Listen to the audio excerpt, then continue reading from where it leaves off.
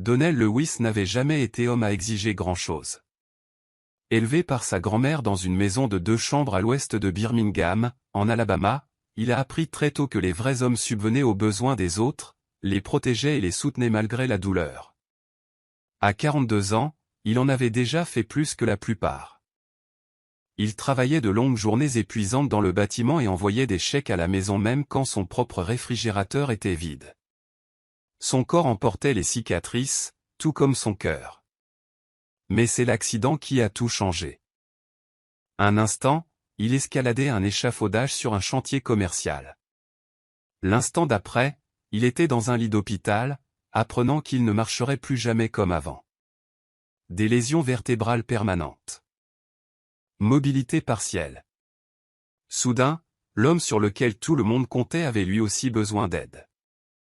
Keisha, sa femme depuis 7 ans, lui avait promis qu'il s'en sortirait. Elle l'embrassa sur le front, lui dit qu'il était toujours son roi et demanda aux infirmières de prendre soin de lui. Donnell la crut. Car l'amour, pensait-il, était ce qui restait quand le monde prenait tout le reste. Durant les premières semaines après sa rééducation, Keisha était attentive. Elle lui préparait son thé et l'emmenait en kinésithérapie. Je l'aidais avec son déambulateur. Mais au 3e mois, sa chaleur commençait à se refroidir. Son téléphone ne la quittait plus. Elle a arrêté de cuisiner et a commencé à commander des plats à emporter, toujours pour elle. Elle prétendait être fatiguée. Elle prétendait que c'était du stress. Donnell ne discuta pas. Il avait l'habitude de ravaler son malaise. Habitué à trouver des excuses. Il se dit qu'elle aussi s'adaptait. Il lui proposa de faire une demande de sécurité sociale et d'aide aux personnes handicapées. Elle insista pour gérer les formalités administratives du compte. « Ne t'inquiète pour rien, bébé, dit-elle. Concentre-toi juste sur ta guérison. » Il hocha la tête, reconnaissant. Mais au fond, il se sentait comme un fardeau, la regardant marcher en talons tandis qu'il attrapait sa canne. Les chèques arrivaient chaque mois, modestes mais réguliers. De quoi payer la nourriture, les médicaments et le loyer. Mais les factures restaient impayées. Un soir, alors qu'il regardait la télévision, les lumières se sont éteintes. Lorsqu'il lui a posé la question, elle lui a répondu que la compagnie d'électricité avait fait une erreur. Un après-midi, Tyrone, le cousin de Donnell, est venu lui faire des courses, comme il le faisait 2 fois par mois. Il regardait un vieux match en mode silencieux pendant que Donnell s'agitait, mal à l'aise, dans son fauteuil inclinable. « Ça va ?» demanda Tyrone. Donnell hocha la tête. « Juste fatigué » marmonna-t-il. Tyrone regarda autour de lui. « Où est Keisha ?»« Dehors » répondit Donnell. « Toujours dehors. » Tyrone plissa les yeux. « Mec, t'es sûr qu'elle ne mijote rien ?» Donnell ne répondit pas. Il ne voulait rien entendre. Que pouvait-il dire? Il n'avait aucune preuve. Seulement une douleur thoracique qui s'installait lentement, plus intense que celle dans ses jambes. Ce soir-là, Donnell a consulté son compte en ligne pour la première fois depuis des semaines. Le solde était de 42 $. Il fixa l'écran. Le dernier retrait? Un virement bancaire de 2500 $ sur un compte qu'il ne connaissait pas. Le billet indiquait « à compte sur place ». Son estomac se serra. Il se dit que c'était une erreur. Peut-être qu'elle réservait quelque chose pour une amie. Mais son cœur savait qu'il n'y avait rien de tel. Keisha avait passé plus de nuits absentes qu'à la maison ces derniers temps. Quand il lui avait posé la question, elle l'avait repoussé d'un « je suis adulte. Arrête de me questionner ». Donnell n'a pas fermé l'œil cette nuit-là. Il était assis dans le noir, fixant le couloir qu'elle traversait en souriant, à l'époque où son amour était chaleureux et sincère. Il pensait aux sacrifices qu'il avait faits. Les longues heures de travail. Les visites médicales manquées. L'argent, il ne l'a jamais revu. Et maintenant, alors qu'il avait le plus besoin d'amour, tout ce qu'il obtenait, c'était le silence. Il a essayé de l'appeler. directement sur la messagerie. J'ai réessayé. Rien. Il était presque minuit quand Tyrone a rappelé à voix basse. Mon pote. Je viens de voir quelque chose. Le cœur de Donnell se figea. Quoi? Keisha. À Atlanta. Mon garçon m'a envoyé une photo. La voix de Donnell s'est brisée. Quelle photo? Tyrone hésita. Elle s'est mariée, mec. Ce week-end. À Buckhead. Elle a dit qu'elle avait prévenu les gens que tu n'étais plus là. La main de Donnell tremblait en agrippant la coudoir. Tu es sûr? La voix de Tyrone se brisa. Elle portait une robe blanche, Ils ont organisé une réception. Cet homme avec qui elle traînait en cachette? Son nom était inscrit sur le gâteau. Donnell ferma les yeux. Et tout s'effondra en lui d'un coup. Silencieusement, sans témoin. Le lendemain, Keisha entra comme si de rien n'était. Maquillage complet. Talons. Pas de bague. Tu as besoin de quelque chose, demanda-t-elle. Donnell ne répondit pas. Il fixait la télé, l'écran éteint. Elle s'est assise en face de lui, a sorti son téléphone et a commencé à envoyer des SMS. Au bout de 20 minutes, elle s'est levée et a dit « Je vais au magasin ». Il n'a rien dit. Elle est partie. Tyrone est venu ce soir-là et a imprimé la photo de mariage sur Instagram. C'était elle. Claire comme le jour. Main dans la main avec un homme que Donnell n'avait vu qu'une fois. Grand. Flashy. Avec un sourire faux et des chaussures hors de prix. La photo a été prise dans un lieu dont le coût était supérieur au revenu annuel de Donnell. Ses chèques d'invalidité, ceux qu'il pensait servir à payer ses factures, avaient contribué à financer sa lune de miel. Il la regarda dans sa robe blanche. Puis il regarda le document imprimé. Puis, l'enveloppe reçue plus tôt dans la journée de la sécurité sociale. Confirmant qu'un autre virement automatique était en route. Pour une femme déjà partie. Mariée, mais toujours liée légalement à lui. Donnell n'a pas crié. Elle n'a pas pleuré. Son corps ne supportait plus la rage. La trahison s'était incrustée dans sa poitrine comme du ciment humide. Séchant lentement sur ses côtes. Keisha n'est pas revenue ce soir-là. Elle n'a pas répondu aux SMS. Au matin, Donnell avait déjà pris sa décision. Il a rempli un seul sac avec des médicaments, des vêtements et le vieux carnet dans lequel il écrivait ses poèmes. Il a appelé Tyrone. « Emmène-moi au centre de désintoxication », a-t-il dit. « J'en ai assez d'attendre qu'elle détruise ce qui reste. » Tyrone n'a pas posé de questions. Il est arrivé dans l'heure. Le trajet en voiture fut silencieux. Donnell regardait par la fenêtre tandis que Birmingham disparaissait derrière lui. Son cœur était brisé. Mais quelque chose en lui, petit mais vivant, vacillait encore. Peut-être de l'espoir. Peut-être du dépit. Quoi qu'il en soit, il n'allait pas mourir dans ce fauteuil inclinable en attendant la fin de son histoire. Il s'est inscrit dans un centre de réadaptation professionnelle spécialisé dans les traumatismes médulaires et la formation au télétravail. Personne ne connaissait son nom là-bas. Personne ne savait rien de Keisha. Et c'était exactement ce qu'il voulait. Il en avait assez de vivre dans son ombre.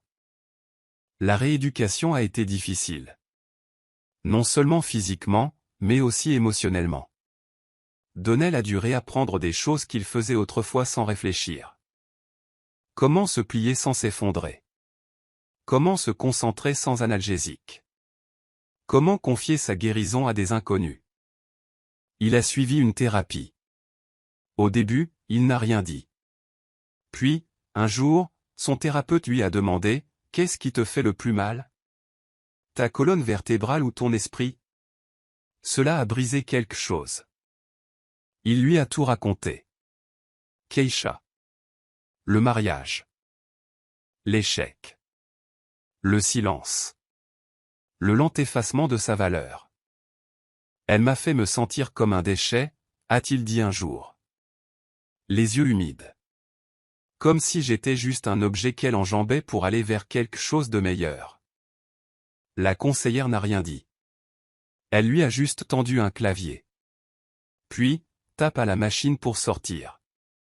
Donnell a suivi son conseil à la lettre. Il s'est inscrit à des cours d'initiation au numérique, puis à des cours de cybersécurité. Puis il a travaillé comme freelance dans l'informatique. Il veillait la nuit pour apprendre le codage. Déterminé à se reconstruire à chaque frappe. C'était lent. Une leçon d'humilité. Mais pour la première fois depuis longtemps, il se sentait maître de la situation. De retour à Birmingham, Keisha ignorait où se trouvait Donnell. Peu lui importait. L'homme qu'elle avait épousé à Atlanta avait de l'argent, du charme et des projets. Du moins, c'est ce qu'elle pensait. Mais moins de 5 mois après leur union secrète, la masse s'est fissurée. Son nouveau mari a perdu son emploi. Puis il s'en est désintéressé. Il a commencé à passer ses nuits à l'extérieur. Un matin, il a vidé leur compte joint et laissé un post-it sur le frigo. Tu n'as jamais été plus qu'un beau gosse. Keisha était désormais seule, sans emploi et en retard de paiement de son loyer. Elle a essayé d'appeler Donnell. Aucune réponse. J'ai envoyé un SMS pour demander s'il pouvait parler. Silence. Elle se doutait qu'il était simplement mesquin. Mais son silence la troublait. Elle s'attendait à des supplications. Elle a eu un vide. Une année s'est écoulée. Donnell a obtenu ses certifications et a décroché un poste à distance de surveillance de sécurité de niveau débutant. Le salaire n'était pas énorme, mais il était stable. Il a emménagé dans un appartement modeste et accessible au fauteuil roulant à Houston, loin des rues qui lui rappelaient sa femme. Il ne fréquentait personne. Il ne faisait pas confiance. Mais il souriait davantage. Il cuisinait davantage. Il riait parfois quand il oubliait d'être en colère. Chaque mois, il donnait anonymement $50 à un fonds de soutien aux victimes de lésions médulaires. Cela lui rappela qu'il n'était pas le seul. Lorsque son manager lui proposa une promotion, il accepta discrètement. Il boitait toujours. Il avait encore besoin d'aide parfois. Mais il était plus fort que jamais. 2 ans plus tard, Donnell avait bâti un empire discret. Son nom n'était pas sur les panneaux publicitaires. Il n'affichait pas sa richesse. Mais il possédait 2 camions, une SARL de conseil en technologie et collaborait avec des cliniques régionales pour sécuriser les données des patients. Il donnait des cours virtuels 1 fois par mois. Son histoire est restée secrète. Non pas par honte, mais parce que la paix n'avait pas besoin de tribune. Il avait bloqué le numéro de Keisha il y a longtemps. Mais un jour, un message est arrivé d'un compte jetable. Donnell, s'il te plaît. J'ai besoin d'aide. Il marqua une pause. Il reconnut le rythme du désespoir. Il a cliqué sur un profil. Nouveau nom. Mais toujours le même visage. Fatigué maintenant. Maquillage taché. Yeux gonflés. C'est moi, a-t-elle écrit dans un message. J'ai fait une erreur. Je suis sans abri. Puis-je vous parler? Elle a joint une demande de paiement. $600. Donnell fixait l'écran. Non pas par rage, mais par réflexion. Il n'était plus cet homme. L'homme qui attendait à la porte. Qui a donné des mots de passe par confiance. Qui a quémandé des miettes à quelqu'un qui ne voyait pas sa valeur. Non. Cet homme est mort silencieusement dans une salle de rééducation, tout en apprenant à se reconstruire. Il n'a pas réagi. Il ne l'a pas bloqué. Laissons le silence planer comme une vérité. Et ce silence? Il était plus fort que n'importe quelle malédiction. 1 semaine plus tard, il recevait à son bureau une lettre de son ancien nom. Ce n'était pas manuscrit. C'était imprimé. Stérile. Je ne veux pas de ton argent. Je veux juste ton pardon. Il n'a pas fini de le lire. Il l'a mis dans un tiroir intitulé « Chapitre fermé ». Et c'est là qu'il est resté. Il n'a jamais parlé à personne de l'argent qu'elle avait volé. Il n'a jamais cherché à se venger.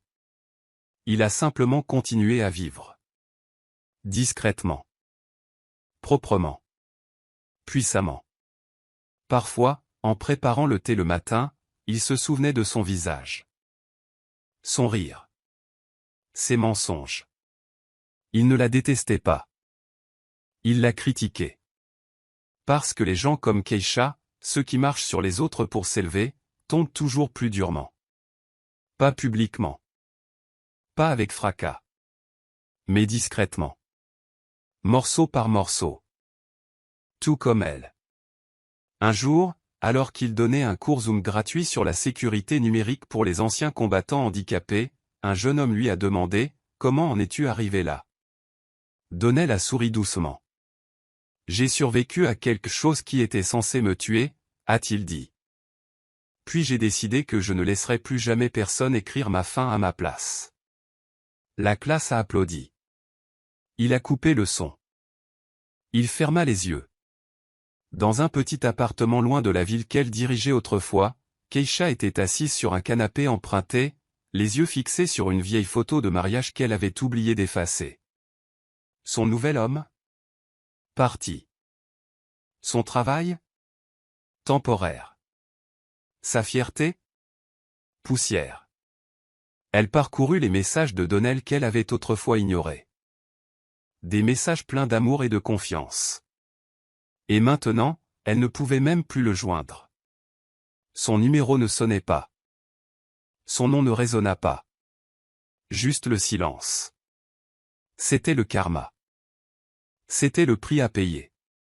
Si vous avez aimé cette histoire, n'hésitez pas à aimer, commenter et partager cette vidéo avec vos amis. Abonnez-vous et activez la cloche de notification pour ne rien manquer d'une nouvelle importante.